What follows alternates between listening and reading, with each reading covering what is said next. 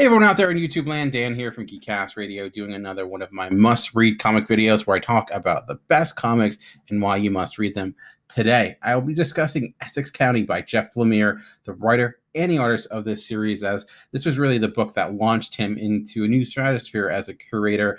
For some, maybe still his best work, or at least in a great work that really established him as a writer and kind of the storytelling you could expect from him when it at least comes to his more creative own work or indie work. And it's broken up into three main stories. The first being this child, as you can see, who ends up moving in with his uncle because his parents have passed away, and he's now living with his uncle, who is not quite, at the place in his life where he can take on kids. He just doesn't have a connection to him.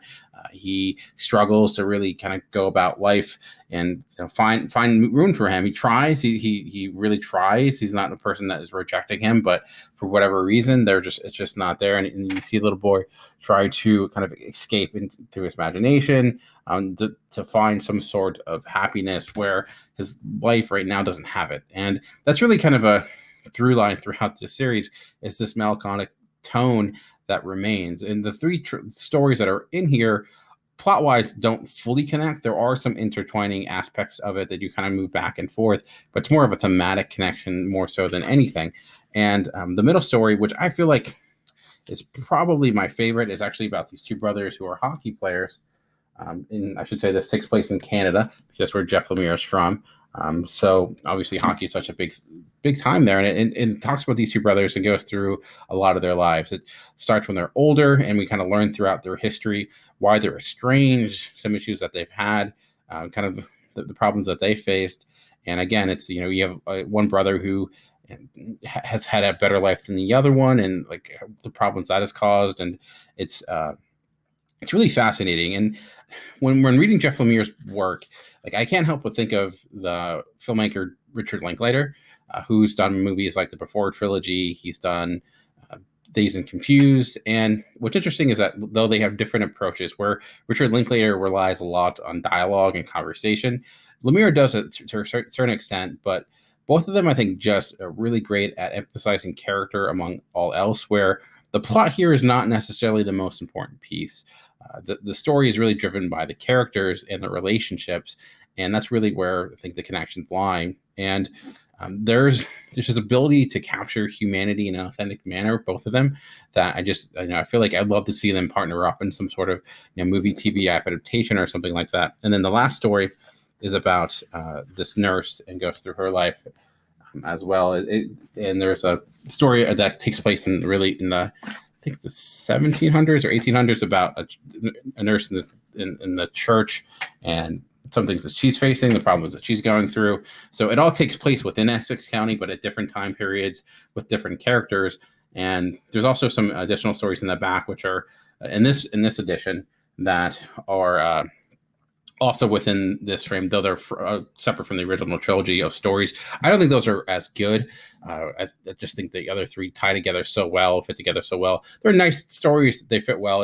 They're good to have for this because you get more Jeff Lemire, but they're not necessarily, that's not why you'd read this. This is, very emotionally impacting. And as I mentioned, that melancholic tone is there throughout. And what I think what makes this book so good is that Jeff Lemire gets so much out of so little. If you just look at his art style, for example, he doesn't use a lot of lines. He uses, black, white, negative space, no coloring.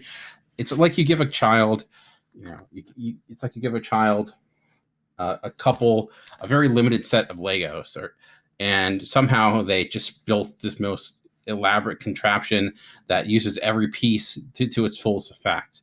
And that, to me, is what Jeff Lemire does as a creator when he's on his best. He uses every piece, every line, every word, every moment of silence to emphasize the point of what he's getting across. And it's like there's no wasted space, even though there is a lot of empty space.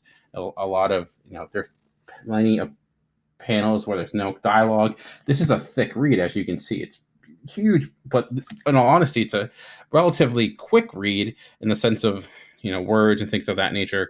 There's often a lot of detail and things putting in, great use of just different aspects of medium. Obviously, you can see, you showcasing like newspaper blurbs and letters and things like that, make it really feel like you're reading someone's true life. Like this is an actual like documentary on the lives of humans who've lived, and you're just like seeing it through comic book form. You see, just like looking at this face, for example, like, this, there's so much said with, with his, there's just so much life there lived in his face. Like you can just see there's a sadness there. There's just life that has happened to him. The lines, the wrinkles, it's all worn right there on the page. And I know for some people the art style may not work because it is not, it's not realistic. Maybe it's a little bit too sketchy of a quality to it.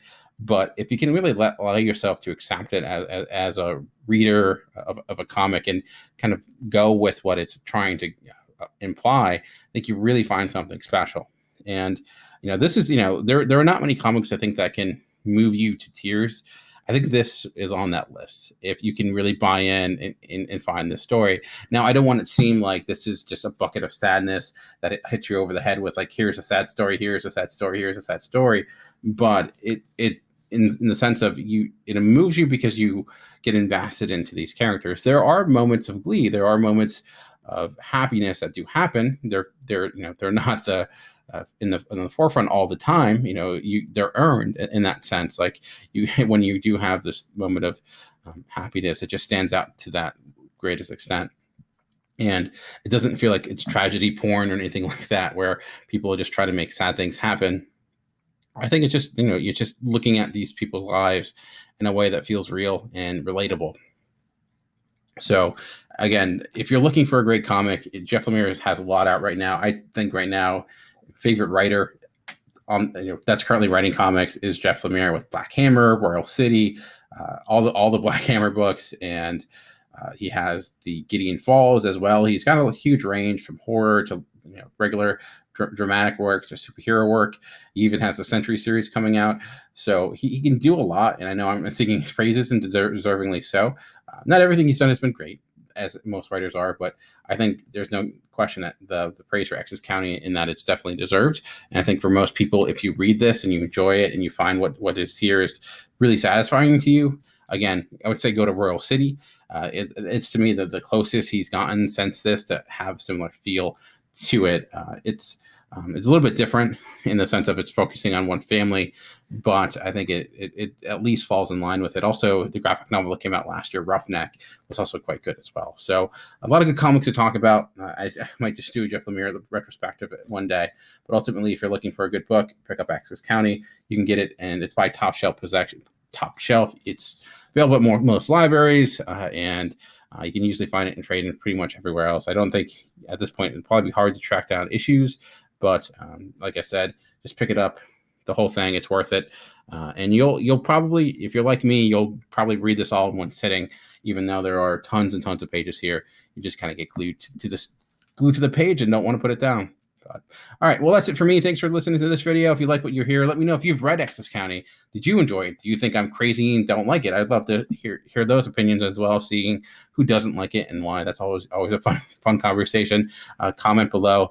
But for now, remember that comics are for everyone. The key is finding the right one. Until next time, thanks for watching.